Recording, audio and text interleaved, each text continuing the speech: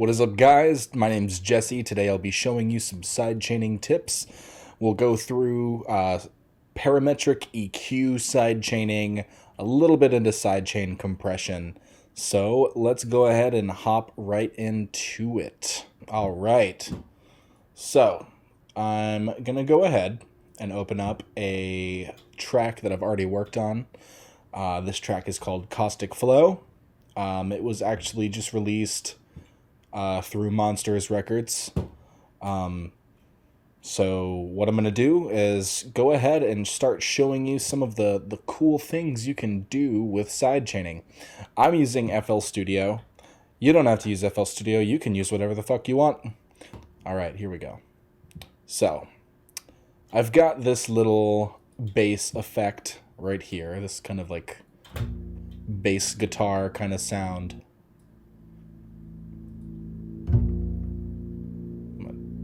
I like to mix kind of loud. That's just how I do.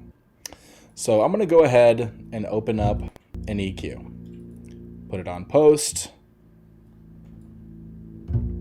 As you can see, it's hitting pretty significantly in this low range right here, which is where our sub comes through, as well as our kicks.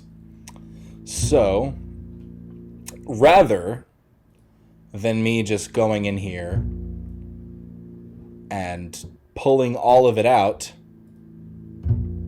you can hear it sounds a lot different because we're cutting out all of that frequency space. We don't want it to be cut out all the time. We only want it to be cut out in certain instances. So I'm going to turn that off. I'm going to go ahead and go over to my sub, which is right here. Okay, so as you can see, that's taking up a lot of the around the 50 hertz range. So what I can do is I can open up my mixer channel here. I can get a Fruity Peak controller. This is going to be different depending on the DAW that you use. What I would do is look up what tools are necessary in your DAW for sidechaining and learn those tools. For FL Studio, it's the Fruity Peak controller. Okay, so Peak controller on the sub, because we want the automation. We want our sound information coming from our sub, right? So then on channel 5, I'm gonna put the parametric EQ. That's my bad.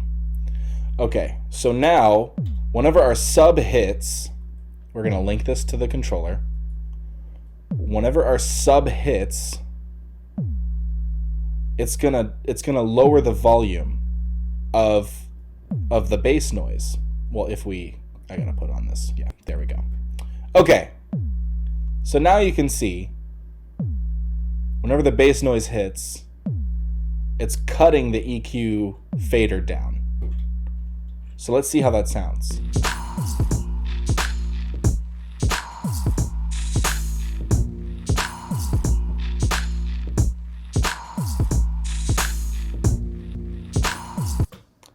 All right, now let's see how it sounds without it.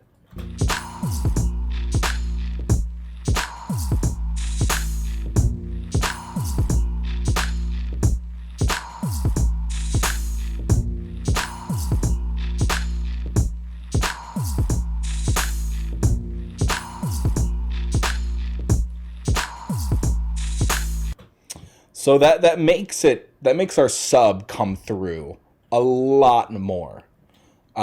It just pushes it through the mix because we don't want all that nice crisp sound being lost. We don't want all of the sound being lost. We only want the specific frequencies being lost that are being taken up by more important things. So the sub space, we want that dedicated to our sub.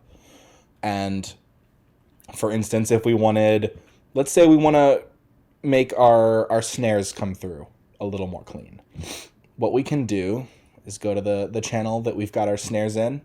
See, I've already got a Fruity Peak controller there. I'm going to add another one. Put this preset back to 50.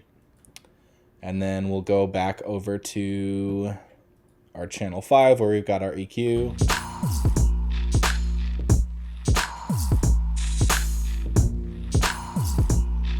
And we'll go ahead and put this I'll say kind of put this in like the 800 range.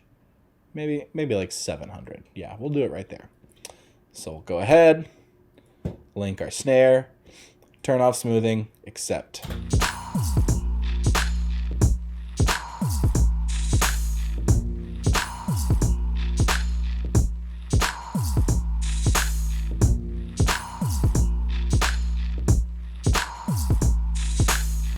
So now we're basically automating certain parts of our song so that other areas can come through a lot more prominently.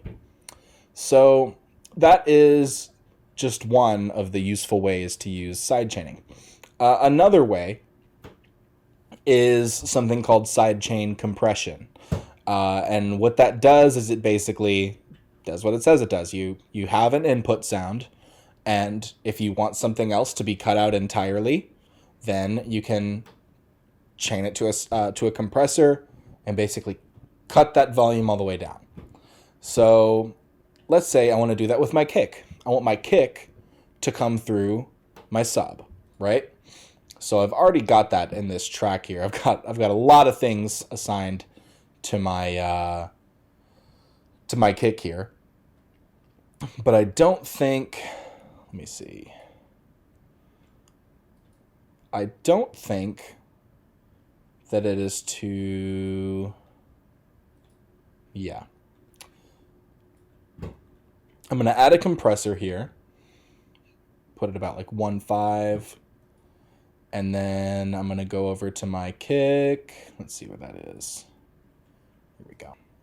I'm going to add another Fruity Peak controller. Put it at 50. Even though this isn't going to be the final kind of value that we'll be using. I'm just going to use that for now. So our bass volume, we're going to want to be at 100. And then let's see. And then we're going to link this to the controller, go down to our kick, turn off smoothing. This is just a personal choice. You don't have to do that every time. And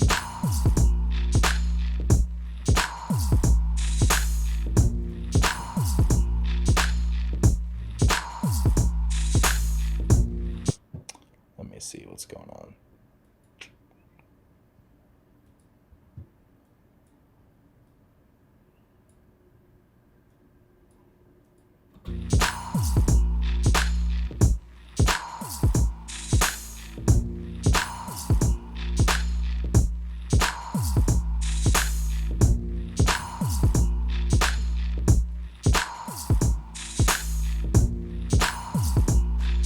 So now, as you can see, our kick is compressing our, excuse me, our kick is now compressing the sub bass and basically pushing our kick through the sub. So those are two unique ways. Well, I guess not really unique, but those are two ways that you can utilize sidechaining in your mix. Thank you guys for watching. I really appreciate you taking the time to watch the video. Come back soon for the next video. Take care.